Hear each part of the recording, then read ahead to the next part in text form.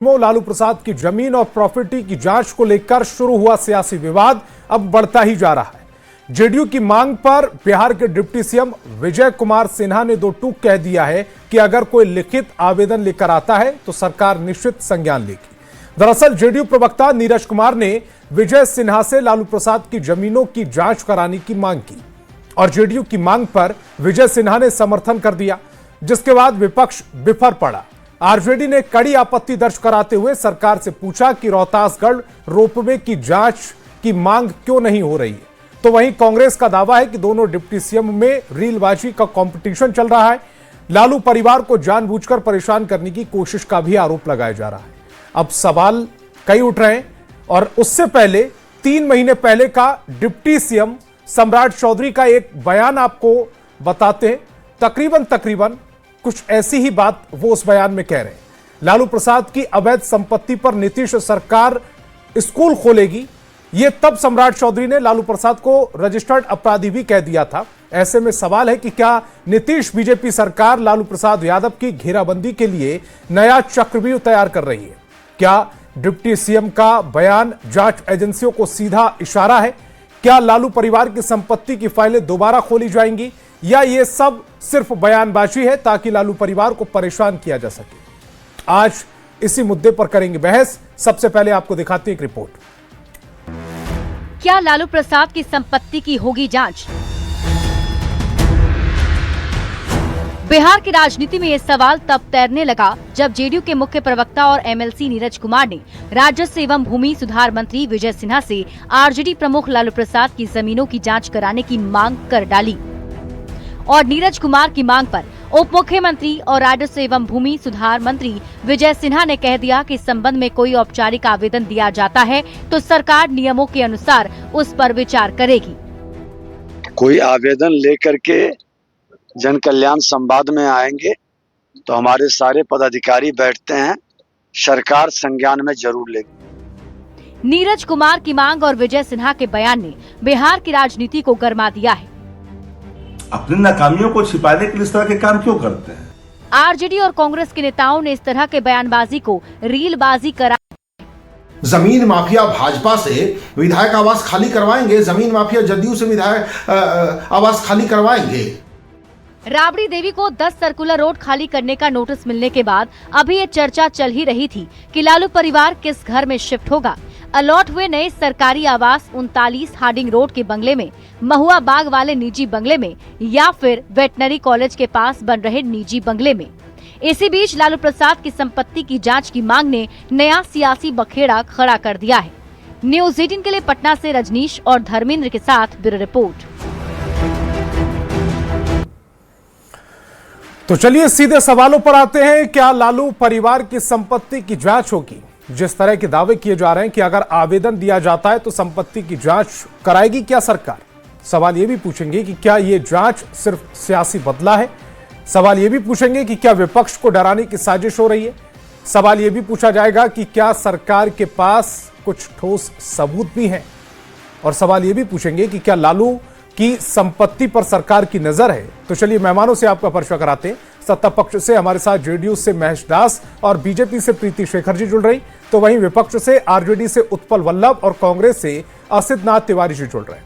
इसके अलावा वरिष्ठ पत्रकार बन बिहारी जी भी इस डिबेट का हिस्सा हैं। सभी मेहमानों का बहुत बहुत स्वागत। मेरा पहला सवाल जेडीयू प्रवक्ता महेश दास जी आपसे है। लालू प्रसाद की संपत्ति की जांच कब से कराई जा रही है? देखिए संतोष जी, एक मुख्यमंत्री रहते हुए कितना सैलरी होता है, और एक हमारे आदरणीय नीतीश कुमार जी मुख्यमंत्री हैं, इनका भी सैलरी 20 साल से है। इनका देख लीजिए संपत्ति और उनका देख लीजिए, तुलना कर लीजिए। अगर यही बात आपको कहने के लिए ये मुद्दा उछाला है तो ठीक। 400 अगर आप जांच कराना चाह रहे हैं वाकई, तो फिर आवेदन देने के लिए किसी और का इंतजार क्यों किया जा रहा है? नीरज जी खुद आवेदन दे दें, जांच शुरू हो जाएगी, दूध का दूध पानी का पानी हो जाएगा। इंतजार किस बात का है? किस शुभ घड़ी का इंतजार? निश्चित तौर पे संतोष जी आवेदन भी दिया जाएगा और जांच भी होगा। ये जो महुआ बाग का बंगला है ना इनका, ये बहुत छोटा बंगला है, टेम्परोरी है। इनका परमानेंट वाला जो है सब आउट ऑफ बिहार में बनाए हैं, एकदम बड़ा बड़ा सा। और यहाँ तो जानते ही हैं तेजस्वी यादव जी के नाम से यहाँ 46 बीघा जमीन है। और लालू प्रसाद यादव जी का ज्यादा नहीं है, 468 करोड़ रुपया है संपत्ति। तो ये जिस तरीके से इन लोगों ने सत्ता को लूटा है, सत्ता में आकर के, तो ये तो जांच होना ही चाहिए ना। आखिर ये किसका पैसा लूटा गया है? बिहार के जनता का पैसा लूटा गया है।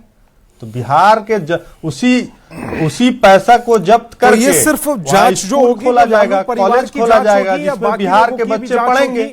जो सत्ता में रहे, मंत्री पद पर रहे, मलाईदार विभाग उनके हाथों में रहे, उन सब की जांच होगी।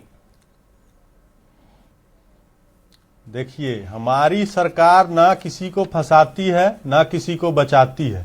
आदरणीय नीतीश कुमार जी का सुशासन का मॉडल यही है कि हमारे पक्ष के लोग भी अगर गलत होंगे तो उनके ऊपर भी उसी तरीके से कार्रवाई की जाएगी। लेकिन लालू प्रसाद यादव जी का जिस तरीके से सत्ता को धनार्जन का इन्होंने जो साधन बनाया है, ये तो जगजाहिर है। इनका केस भी चल रहा है, तो बिल्कुल इसका तो जांच होगा। और बिहार के यही सवाल तो मेरा है कि ये सिर्फ जो बातें कही जा रही है आरोप लगाने के लिए है या फिर इस पर आगे बढ़ेगा भी कोई? नहीं, ये आरोप बढ़ेगा तो कब के बढ़ेगा? नहीं है। ये इनका मामला कोर्ट में भी चल रहा है, उसके बावजूद फिर से इनका जांच भी कराया जाएगा और इनके जितना संपत्ति, अवैध संपत्ति है, सबको जब्त भी किया जाएगा। एकदम निश्चिंत रहिए, ये सुशासन की राज है, यहाँ कोई बचने वाला नहीं है। लालू प्रसाद यादव जी हो चाहे एक आम लोग हो, सबके लिए कानून बराबर है और कानून का डंडा सब पे चलेगा। लालू यादव जी ज्यादा लूटे हैं तो उनका संपत्ति भी जब्त होगा और बिहार के जनता के लिए वो संपत्ति लागू होगा। इसलिए चिंता मत करिए, ये नीतीश कुमार जी का सुशासन का राज है, यहाँ कोई बचने वाला नहीं है। लालू यादव जी हो चाहे कोई हो, अगर आपने लूटा है तो आपको जवाब तो देना पड़ेगा। उत्पल जी, अगर ये जांच कराने की बात कह रहे हैं तो आपको ऐसा क्यों लग रहा है कि ये आपको परेशान करने के लिए कहा जा रहा है, लालू परिवार को परेशान करने के लिए कहा जा रहा है? तो हमने कहा है कि हम परेशान हैं इन झूठे आरोपियों से। एजाज अहमद का स्टेटमेंट आपने नहीं सुना क्या? ये अपने प्रवक्ताओं के स्टेटमेंट नहीं सुनते आप? तो आप सुन लीजिए ना। आप पता नहीं करते हैं क्या कि ईडी का केस में आया आदरणीय राबड़ी देवी जी पे ईडी का जो धन से अधिक, आय से अधिक संपत्ति वाला केस में उसका क्या निर्णय है? क्या आपने नहीं देखा है क्या? अगर ये दावा किया जा रहा है इनकी तरफ से कि आपके पास, आपके जो सुप्रीमो नेता हैं उनके पास आय से अधिक संपत्ति है, उनके पास। संतोष जी सुन लीजिए आप। हाँ संतोष जी सुन लीजिए, कोई भी सरफिरा व्यक्ति, विवेकहीन व्यक्ति, तर्कहीन व्यक्ति और मैं तो कहूंगा लफुआ किस्म का व्यक्ति आता है, टीवी पे कुछ बोल देता है और आप चलने लगते हैं। आखिर मैं पूछता हूं, इस देश में कौन मुख्यमंत्री हुआ है भाई? विजय सिन्हा लफुआ व्यक्ति है, जेल गया है, बताइए ना। चारा विजय सिन्हा सिरफिरा व्यक्ति है। कौन मुख्यमंत्री है? कितना शांत रहिए, बता दीजिए। एक मिनट वल्लभ जी, महेश जी आप अपने समय पर बोले ना। शब्दों का प्रयोग उचित नहीं है। महेश जी आप अपने समय पर बोले ना। जवाब तो देंगे ना। ये जिस तरीके से स्तरहीन शब्दों का प्रयोग कर रहे हैं तो इनको जवाब तो मिलना चाहिए ना संतोष जी। लोग आजकल जिस तरह वो अपनी विचारधारा दिखा रहे हैं, उनकी पार्टी की जो विचारधारा है उसके हिसाब से वो अपना आचरण कर रहे हैं। आप अपनी पार्टी की विचारधारा दिखाइए। आपको उलझना है तो फिर आप अपनी पार्टी की विचारधारा दिखाइएगा। आपको बुरा लगता है, कम से कम बात तो कंप्लीट होने दीजिएगा। सजा भी भुगत महेश जी, बात कंप्लीट होने देंगे उनकी या नहीं? जेल गया है भाई, इस देश में कौन मुख्यमंत्री था बताइए ना। उत्पल जी जल्दी से अपनी बात कंप्लीट करें और स्टूडियो की भी आवाज बढ़ाएं थोड़ी सी। हाँ। जिस तरह से ये लफाजी करने वाले लोग हैं उनके स्टेटमेंट पे बात कर रहे हैं, आपको मालूम है कि सरकारी एजेंसी किस तरह से काम करती है।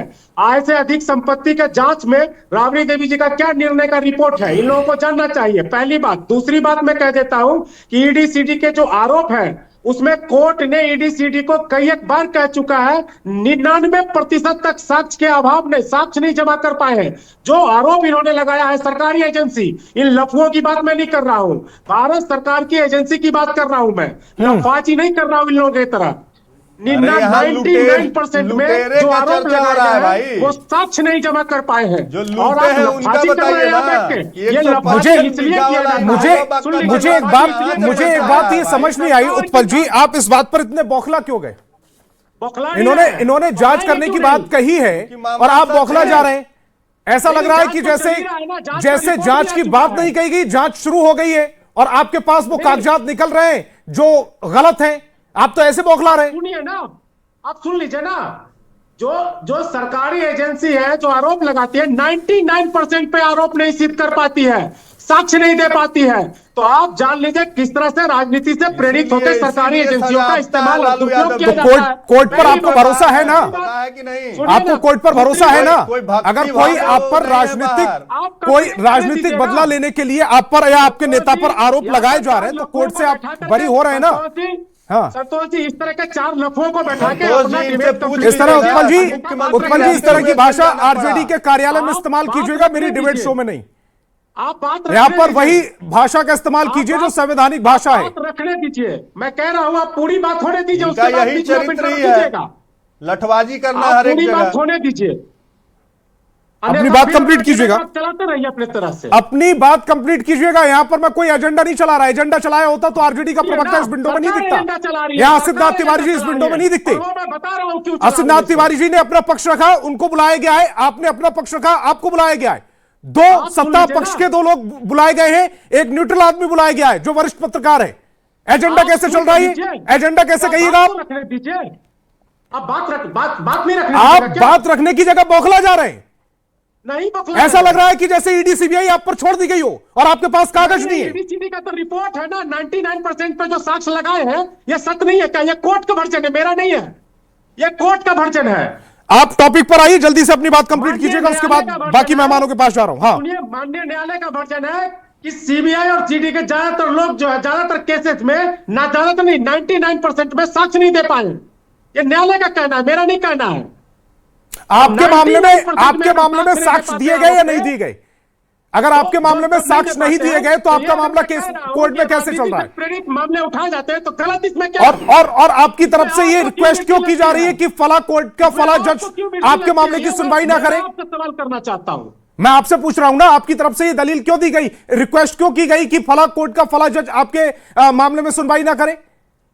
मैं कह रहा हूं कि 99% अब जवाब नहीं दीजिएगा। 99 आपके मामले में जो साक्ष्य थे वो सही रखे गए या गलत रखे गए? बनता है कि राजनीति से प्रेरित रहते हैं। 99% में साक्ष्य नहीं जमा कर पाते आरोप में।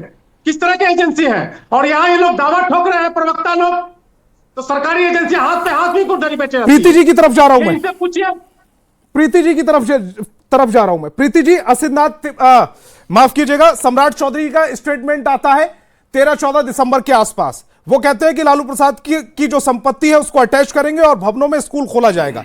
उसके तकरीबन 15-16 दिन बाद विजय सिन्हा जी का स्टेटमेंट आ जाता है। बीच में उनसे मांग कर दी जाती है जेडीयू की तरफ से कि इस पूरे मामले में उनकी संपत्ति की जांच होनी चाहिए। ऐसा नहीं लग रहा कि आप जो आरोप लगा रहे हैं आरजेडी वाले की वाकई प्रेशर पॉलिटिक्स कर रहे हैं, परेशान करने के लिए कर रहे हैं?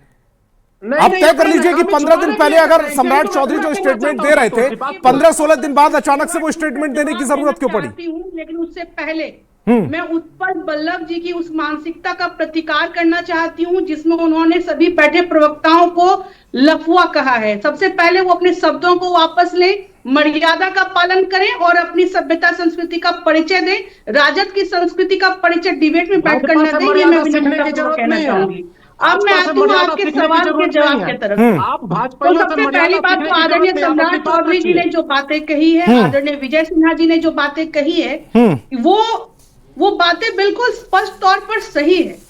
इसलिए क्योंकि अभी जो दिल्ली के राउज एवेन्यू कोर्ट में जो आदरणीय लालू जी, राबड़ी जी समेत उनके सभी परिजनों और अन्य आरोपितों के खिलाफ जो केस जो अभी चल रहा है लैंड फॉर जॉब और IRCTC के मामले को लेकर, उसमें फैसला आना बाकी है और 9 तारीख को तो उन्हें 9 जनवरी को बुलाया भी गया है और सभी जो भी आरोप तय हुए हैं उस पर अब फाइनल डिसीजन आना बाकी है। और ये बातें तो बिल्कुल सत्य है कि उनके जितने भी केसेस हुए हैं कि उन्होंने नौकरी देने के नाम पर किस प्रकार से लगभग 1 लाख स्क्वायर फीट की जमीन को जिसका बाजार मूल्य करीब 4 करोड़ 39 लाख हुआ करता था, उसको मात्र इन्होंने, सुन तो लीजिए, अभी बौखलाइए नहीं, उसको उन्होंने मात्र 23 लाख में कैसे खरीद लिया? उसका एक आध दो केस तो है नहीं, जब पटना, कलकत्ता। प्रीति जी, मेरा ये जो आर्गुमेंट आप अब रख रहे हैं, ऐसा तो है नहीं इससे पहले आप नहीं रखे।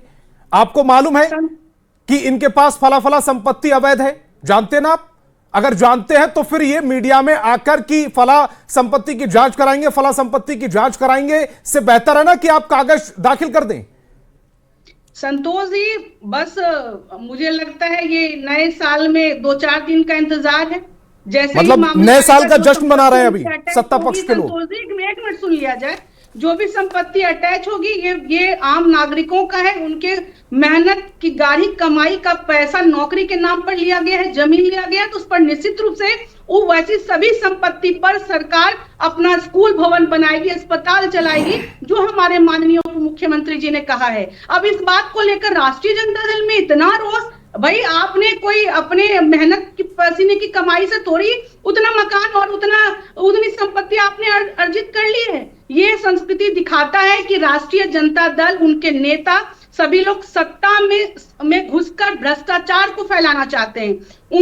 उनका भाव सेवा का नहीं है, समर्पण उनकी भावना नहीं है, बल्कि सत्ता में पहुंचकर हम उनसे कितना भाव पर तो आपके भी सवाल उठ रहे हैं ना कि आप इस भाव उन्हें डराने के लिए कह रहे हैं कि हम जांच कराएंगे 18 दिन 20 दिन से, या फिर अगर वाकई आपकी मंशा है, आपका भाव है कि जांच कराना है, तो फिर एक कागज दाखिल करिए। मैं असितनाथ तिवारी जी की तरफ जा रहा हूं। असितनाथ तिवारी जी, ये पूरा मामला आपको किस तरह से नजर आ रहा है? ये राजनीतिक मामला है, राजनीतिक प्रेशर क्रिएट करने की कोशिश की जा रही है, या वाकई सत्ता पक्ष अगर किसी ने अवैध संपत्ति पर कब्जा कर रखा है, अवैध तरीके से अगर किसी ने घर बनाया है, जमीन खरीदी है, या कोई भी प्रॉपर्टी अपनी बढ़ाई है, तो उस पर कार्रवाई क्यों ना हो? बिल्कुल असित जी से सवाल। संतोष जी, चाहे कोई मामला आता है संज्ञान में तो भी, कोई आवेदन आते हैं तो भी, और जो सरकार के नजर में आएगा। ठीक है प्रीति जी, असित जी से मैंने सवाल पूछा था। जी जी संतोष जी, कोई अगर कहे कि भाई असितनाथ तिवारी की संपत्ति जांच करवानी है तो मैं स्वागत करूंगा। भाई जो लोग जांच करने आएंगे उनके लिए खाने पीने का भी इंतजाम करूंगा, जितना सक्षम रहूंगा। मेरे घर आ रहे हैं तो भाई खाइए पीजिए, चाय नाश्ता सब रहेगा, जांच कीजिए। मुझे डर तब होगा जब मैंने चोरी से संपत्ति अर्जित की होगी, तब मुझे लगेगा कि यार ये जांच हो जाएगी, तब तो मैं पकड़ा जाऊंगा। अगर मैंने चोरी से संपत्ति अर्जित नहीं की है तो करवा लो जांच, क्या दिक्कत है? जहां जांच करवानी है करवा लो। देखिए, ये पूरा मामला राजनीतिक है। लालू प्रसाद यादव जी की संपत्ति की जांच लंबे अरसे से चल रही है, और ये तो जो नीरज जी आरोप लगा रहे हैं, अगर ये आरोप सही है तो ये तो ईडी की बहुत बड़ी चूक है। ईडी ने इतने दिनों तक जांच की, और ईडी ने क्यों नहीं इन संपत्तियों को उस केस में मेंशन किया कि भाई ये भी संपत्तियां लालू जी ने अर्जित की हैं? और नीरज जी का तो जवाब बहुत बढ़िया विजय सिन्हा जी ने दे दिया कि भाई कोई आवेदन लेके आएगा तो कार्रवाई करेंगे। ये प्रक्रिया है, विजय सिन्हा जी ने कोई राजनीति नहीं की है, यही प्रक्रिया है। अगर नीरज जी के पास कोई ऐसा प्रमाण है कि लालू जी ने कुछ और भी ऐसी संपत्तियां अर्जित की हैं जो ईडी की जांच में सामने नहीं आ पाई हैं, तो उनको तो एक आवेदन ईडी को ही दे देना चाहिए कि भाई इस केस में ये प्रॉपर्टी भी अटैच कर ली जाए, ये प्रॉपर्टी भी जांच के दायरे में लाई जाए, ये भी अवैध तरीके से अर्जित है। चलिए ईडी तक नहीं गया, विजय सिन्हा जी तो कह ही रहे कि आवेदन दे दीजिए, वहीं आवेदन दे दिया होता। मीडिया में आके बोलिएगा चैनल को अधिकार है जांच कराने का, अखबार को अधिकार है जांच कराने का। भाई मीडिया कोई जांच एजेंसी नहीं है ना, जांच एजेंसी कोई और है। तो नीरज जी घटिया राजनीति कर रहे हैं। मैं ये नहीं कह रहा हूं कि जांच मत करवाइए। अगर आपको संदेह है, आपके पास कोई ऐसा प्रमाण आया है जिससे लग रहा है कि लालू जी ने ये भी संपत्ति अवैध तरीके से अर्जित की है जो ईडी जांच में सामने नहीं आ पाई, आप ईडी को सिर्फ उस केस में दे दीजिए कि भाई इसको भी अटैच किया जाए और इसकी भी जांच की जाए। विजय सिन्हा जी तो निमंत्रण दे रहे हैं, भाई उनके विभाग को आवेदन दे दीजिए। देखिए ये क्या है ना, एक तरह से इमेज, छवि को खराब करने का काम होता है। ये जांच करूं, मुझे कानपुर के एक व्यवसायी ने बहुत पहले बताया था कि हम इनकम टैक्स के छापे से इसलिए डरते हैं कि अगर इनकम टैक्स ने छापा मार दिया तो 3 साल तक हमारे अकाउंट फ्रीज कर देंगे वो लोग। अब 3 साल में ना हम तनख्वाह दे पाएंगे कर्मचारियों को, ना बिजनेस कर पाएंगे, हम तो पैसा ही नहीं निकाल पाएंगे, ना कहीं से पैसा आएगा ना कहीं से जाएगा। आय से रिलेटेड पहली कार्रवाई तो कांग्रेस ने की थी ना, आय से रिलेटेड लालू परिवार पर पहली कार्रवाई तो कांग्रेस ने की थी ना। जांच से लोग डरते क्यों हैं? तो वो कह रहा था, व्यवसायी बता रहे थे कि अगर 3 साल तक अकाउंट फ्रीज कर दीजिएगा तो 3 साल में तो पूरी तरह से व्यवसायी बर्बाद हो जाता है। 3 साल बाद इनकम टैक्स कहेगा कि नहीं जी ये पाक साफ है, तब तक आदमी बर्बाद हो जाता है। तो अगर परेशान करने की नीयत से आप ये काम कर रहे हैं तो इसका विरोध होना चाहिए। अगर वाकई आपके पास कोई साक्ष्य है तो आप जाइए ना। विजय सिन्हा जी तो निमंत्रण दे रहे हैं, नीरज जी कल जाके दें, और अगर नीरज जी कल परसों में जाके नहीं देते आवेदन, इसका मतलब नीरज जी सरासर झूठ बोल रहे हैं, वो सिर्फ छवि खराब करने की कोशिश कर रहे हैं। तो इस तरह अगर इस तरह का कर रहे हैं तो वो घटिया राजनीति कर रहे हैं, और अगर उनके पास कोई साक्ष्य है तो वो बिहार के हित में काम कर रहे हैं। तो बिहार के हित में अगर कुछ है तो दे आए, ईडी को दे आए, विजय सिन्हा जी को दे आए, क्या दिक्कत है? लेकिन मेरे एक सवाल को आप गोल कर गए। पहली कार्रवाई जो कराई गई, भ्रष्टाचार आप भी कीजिएगा तो सरकार कांग्रेस की होगी, सुनिए, कांग्रेस की होगी तो आपकी भी जांच करवा देगी ना, क्या दिक्कत है इसमें? अगर आरोप थे लालू जी पर तो कांग्रेस ने जांच करवा के क्या गलत कर दिया? वो गलत किया क्या? आरोप थे, हमने जांच करवाए। आपके पास भी आरोप है तो आप जांच करवाइए ना। आप क्यों नहीं जांच में जा रहे हैं? आप कैमरा के सामने बैठ के बस मीडिया वीर बनते हैं। कैमरा मैं यही तो जानना चाह रहा हूं, ताकत आ जाती है। वो सियासत का एंगल नहीं था, वो सियासी कार्रवाई नहीं थी ना उस समय। ईडी और जो जितनी भी जांच एजेंसियां लगाई गई थी वो ठीक थी। मैंने क्या कहा? जांच एजेंसियों की फाइंडिंग क्या रही, इस पर जाइए। अगर जांच एजेंसियों की फाइंडिंग रही कि हाँ वो जांच जरूरी थी तो इसका मतलब कांग्रेस ने सही काम किया, और जांच एजेंसियों की फाइंडिंग में रहा कि नहीं वो बात सही नहीं थी तो इसका मतलब कांग्रेस ने सियासत की। बड़ी सीधी सी बात है ना। फाइंडिंग्स देखिए, फाइंडिंग्स में अगर गड़बड़ पकड़ी गई, मैं यही कह रहा हूं, नीरज जी को लगता है कि गड़बड़ है तो क्यों नहीं उन्होंने ईडी को चिट्ठी लिखी, क्यों नहीं विजय सिन्हा जी को आवेदन दिया? कैमरा देख के शेर बन जाते हैं नीरज जी। लिख के रख लीजिए, नीरज जी कहीं नहीं जाएंगे। ठीक, बन बिहारी जी की तरफ जा रहा हूं, कुछ नहीं है। बन बिहारी जी, ये जो पूरा मामला है ये सिर्फ हवा क्रिएट करने के लिए, लालू परिवार को बदनाम करने के लिए पूरा ड्रामा रचा जा रहा है, या इसमें कुछ सच्चाई भी है? राजनीति से इतर आप कैसे देख रहे हैं इसको? देखिए लालू यादव तथा उनके परिवार पर, मतलब लालू यादव राबड़ी देवी पर आय से अधिक संपत्ति, मतलब डीए केस का मामला सर्वप्रथम 98 तथा 99 में दर्ज हुआ। 98 में सीबीआई ने लालू यादव के खिलाफ डीए केस दर्ज की थी, और 99 में राबड़ी देवी के खिलाफ। लगातार चारा घोटाला में जांच परिवार की चलती ही रही। 2015 में जब लालू यादव नीतीश कुमार के साथ बिहार में एक बड़ी बहुमत वाली सरकार बनाते हैं तो उसके बाद 2017 के मार्च महीने से लेकर जून महीने तक तत्कालीन बिहार भाजपा के सबसे बड़े नेता सुशील कुमार मोदी लगातार प्रेस कॉन्फ्रेंस करके उन्होंने लालू यादव के परिवार के लगभग सभी संपत्तियों का डीड के साथ खुलासा किया था। यह विजय कुमार सिन्हा जी, सम्राट चौधरी, सबों को याद होगा कि किस प्रकार सुशील मोदी लगातार पटना में प्रेस कॉन्फ्रेंस करके लालू यादव के परिजनों के तमाम संपत्तियों का डॉक्यूमेंट के साथ उन्होंने मीडिया के सामने खुलासा किया। उन्होंने मिट्टी घोटाला का जिक्र किया था कि पर्यावरण मंत्री रहते हुए तेज प्रताप यादव ने मिट्टी घोटाला किया है। हालांकि यह बात दूसरी है कि तेज प्रताप यादव के बाद पर्यावरण विभाग सुशील मोदी जी को ही मिला, लेकिन 2020 तक मंत्री भी रहे उस विभाग के, लेकिन मिट्टी घोटाला पे किसी प्रकार की कार्रवाई तेज प्रताप यादव पर हुई नहीं, या कुछ हो सकता है वैसा सामने नहीं आया होगा। एफआईआर तक नहीं कराई गई थी मिट्टी घोटाले के मामले को लेकर। और सुशील मोदी जी का ही देन है कि यह आज लालू यादव तथा उनके परिजन तेजस्वी, तेज प्रताप, या सभी लोग जो हैं वे दिल्ली के राउज एवेन्यू कोर्ट में रेलवे से संबंधित नियुक्ति वाले घोटालों में केस लड़ रहे हैं। तो लालू यादव का परिवार की संपत्ति की जांच तो ऑलरेडी की जा रही है, प्रक्रियाधीन है। बार बार 3 बार उनके आवास पे पिछले 5 वर्षों के दौरान ईडी, इनकम टैक्स तथा अन्य शायद सीबीआई की भी रेड हुई है। पटना और दिल्ली और जहां जहां भी इनके आवास, इनके परिजन, इनके चार्टर्ड अकाउंटेंट, इनके पार्टी के नेता प्रेमचंद गुप्ता, इनके निजी सचिव भोला यादव को भी गिरफ्तार करके पूछताछ किया था सीबीआई ने। तो लगातार लालू यादव के परिवार की तो संपत्तियों की जांच हो ही रही है। तो वो कोई नया इशू तो है नहीं कि लालू यादव की संपत्ति की जांच होगी। और बिहार सरकार भी अगर चाहेगी तो स्पेशल विजिलेंस यूनिट का गठन किस लिए किया गया है? विशेष निगरानी इकाई जो है, जिसका गठन विशेष तौर पे बिहार सरकार ने किया है, इसी चीज के लिए है। जांच तो बिहार सरकार भी करा सकती है, और लालू यादव की ही नहीं बल्कि सत्ता पक्ष या विपक्ष के किसी भी नेता के या किसी आम व्यक्ति के भी किसी की भी जांच कराने के लिए बकायदा बिहार सरकार के पास एसबीयू ईओयू जैसी एजेंसियां हैं, तो बिहार सरकार तो जांच किसी करा सकती है, और किसी की जांच कराना यह अलग चीज है। लेकिन प्रक्रियाधीन जिसकी जांच है, जिस परिवार का जांच भी आज देश के राजनीतिक इतिहास में एक बड़ा मुद्दा बन चुका है, लगातार ईडी सीबीआई फाइलें खंगालती रही है, दिल्ली पटना हर जगह रेड पड़ते रहे हैं, फिर बार बार उसी की जांच की बात करना राजनीति ही लगती है।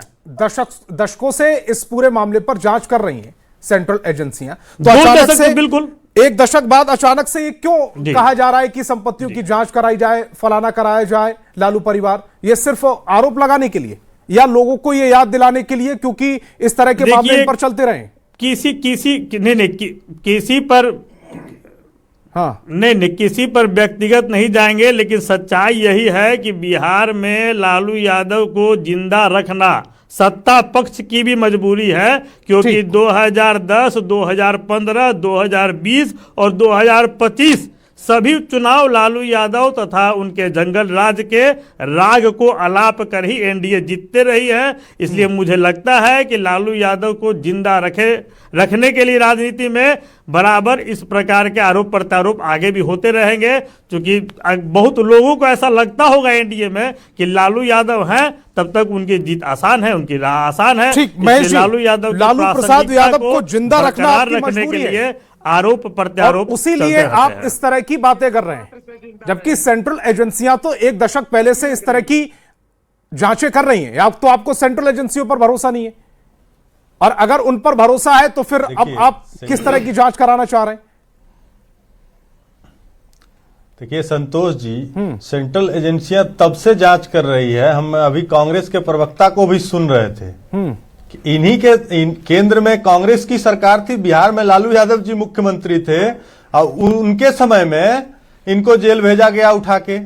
और लालू प्रसाद यादव जी को तो कांग्रेस पार्टी ने इस हद तक पहुंचा दिया है कि वो जीवन में चुनाव तक नहीं लड़ सकते हैं, ये स्थिति बना दिया है। और लालू प्रसाद यादव जी का चेहरा को कोई धूमिल क्या करेगा भाई? ये तो जग जाहिर है, ये पूरा देश जानता है कि लालू प्रसाद यादव जी ने कौन सी ऐसी कर्म का फल वो ऐसी भोग रहे हैं। जांच कराना अरे लालू प्रसाद यादव, संतोष जी एक 10 सेकंड सुन लीजिए ना। हाँ। देखिए लालू प्रसाद यादव जी, इनके परिवार के मंगरू राय हैं, उनसे नौकरी के बदले जमीन लिखवा लिया है, तो ये लालू प्रसाद यादव जी हैं। अरे भाई, आप मुख्यमंत्री रहे हैं, उसके बावजूद आप जेल गए हैं, कहां से इतना संपत्ति आया है भाई? ये तो जांच का विषय है ही ना। तो सेंट्रल एजेंसी कहां कोई शक है? इस जांच तक नहीं लालू प्रसाद यादव जी का कहां से आई थी? उत्पल जी, जांच चल रही है, चिंता मत करिए, चिंता मत करिए, एकदम एक हिसाब होगा। लालू प्रसाद और राष्ट्रीय संपत्तियों की जांच होनी चाहिए, और राष्ट्रीय संतोष जी 10 सेकेंड, संतोष जी 10 सेकेंड। हाँ संतोष जी, जिस तरीके से राष्ट्रीय जनता दल के प्रवक्ता का अभी शब्दों का चयन कर रहे थे, ये राष्ट्रीय जनता दल का चरित्र ही यही है, ये कुछ अलग नहीं कर रहे करते हैं, बीजेपी भी करती है, सब करते हैं। हम लोग जल्दी से देखिए, हम लोगों का शब्दों का मर्यादा कम से कम हम लोग ख्याल रखते हैं, ये लोग शब्दों की मर्यादा भी भूल जाते हैं। सभी के पास नेता और इनके पार्टी का चरित्र अपनी बात को रखिएगा जल्दी से। देखिए, इतनी जानकारी इनके मुख्य प्रवक्ता जो है उनको भी है, और महेश दास जी को है, लेकिन सरकार को नहीं है। ये लफाजी नहीं है तो क्या? फिर मैं इनको कहूंगा कि इस तरह के लफुआई से बचना चाहिए इन लोगों को। इनको सरकार को मदद करना चाहिए, एजेंसी को मदद करना चाहिए कि जांच होना चाहिए, लफुआई नहीं बचाना चाहिए। पूरा मैं चिंता मत करिए, इन लफाजों को। और एक बात जान लीजिए, लालू प्रसाद की कृपा पात उसे जिंदा नहीं है। इस तरह के लफाजी टीवी पर आते संपत्ति का जांच होगा और पाया जाएगा तो ठीक। असित जी, बाकी सभी की आवाज डाउन। असित जी, हाँ देखिए, मैंने एक ही शब्द में कहा कि भाई सरकार आपकी है तो गुहार किससे लगा रहे हैं जांच करवाने की? केंद्र में आप बैठे हैं 11 सालों से, 20 साल से बिहार में आप बैठे हैं, तो जांच होनी चाहिए। अरे जांच करवाओ ना यार, अगर होनी चाहिए तो। आप ही की सरकार आप गुहार लगा रहे हैं, मतलब साफ है कि आपके पास कुछ नहीं है, आप बैठ के बकवास कर रहे हैं। नीरज कुमार जी बेरोजगार आदमी है, पिछली सरकार में मंत्री थे, इस बार मंत्री। अरे लालू प्रसाद यादव जी तो आप इतना बेरोजगार कर दिए हैं कि जीवन में चुनाव मेरे पास कांग्रेस पार्टी ने ये दिया है। बेरोजगार आदमी है नीरज कुमार जी, बेरोजगारी दूर कर रहे हैं सही बैठ के। दूसरी बात, जो शब्दों के चयन की बात आई, उत्तराखंड में भाजपा सरकार की मंत्री के पति ने कहा है कि बिहार की में तो लड़कियां 20-25 हजार में मिल जाती हैं। जरा इस पर भी चर्चा कर लेते। इससे ज्यादा मर्यादाहीन बात कोई करेगा? बिहार की बेटियों की कीमत लगा रहा है भाजपा का नेता उत्तराखंड का। एक बिहारी भाजपाई का बयान आपने किसी ने सुना हो उनका तो बता समर्थन दीजिए। नहीं किया है। उन्होंने माफी भी मांग ली और माफी स्वीकार भी नहीं हुई है, और लगातार उस पर बीजेपी हो, जेडीयू हो, एनडीए के बाकी घटक दल हो, किसी ने उसका समर्थन नहीं किया। वो भाषा समर्थन करने लायक है भी नहीं, और मैं भी न्यूज 18 बिहार झारखंड के प्लेटफॉर्म से उस भाषा की कड़ी निंदा करता हूं। बीजेपी प्रवक्ता प्रीति जी, जल्दी से। बहुत बहुत धन्यवाद आपका। संतोष जी, आखिर राष्ट्रीय जनता दल के मुखिया राजनीति छोड़कर ऐसा कौन सा व्यापार कर रहे थे कि उन्होंने इतनी संपत्तियां अर्जित कर ली, और बिहार के बाहर की संपत्तियों के बारे में छोड़ दे भी। साथी प्रवक्ता हमारे पूछ रहे थे, भाई आपको मालूम है तो आपको सवाल उठाने चाहिए। तो मैं एक एक करके बताना चाहूंगी। पटना में ही किरण देवी ने लगभग 80,000 स्क्वायर फीट की जमीनें उनके नाम की, जो कि उनके बदले उनके बेटे को नौकरी मिली। फिर पटना के निवासी किशनदेव राय जी, उन्होंने अपनी 3375 वर्ग फीट की जमीन पटना में ही लालू जी राबड़ी जी के नाम की। फिर हजारी राय जी ने, उन्होंने वर्ष 2007 में प्रीति जी, मेरे पास बहुत कम समय, 30 सेकंड बचे हुए हैं, मुझे बन बिहारी जी के पास जाना है, जल्दी से कंप्लीट करिए। हाँ, सुन लीजिए। ऐसे कई मामले हैं। लाल बाबू राय हैं पटना के, फिर पटना के ही ब्रिजनंदन राय जी हैं, जो कि काफी संख्या में किरण देवी जी हैं, बड़ी संख्या में उनकी जाति के लोग। बन बिहारी जी, क्लोजिंग स्टेटमेंट। मेरे पास बहुत बड़ी खबर आ रही है। बन बिहारी जी, क्लोजिंग स्टेटमेंट जल्दी से, 30 सेकंड में।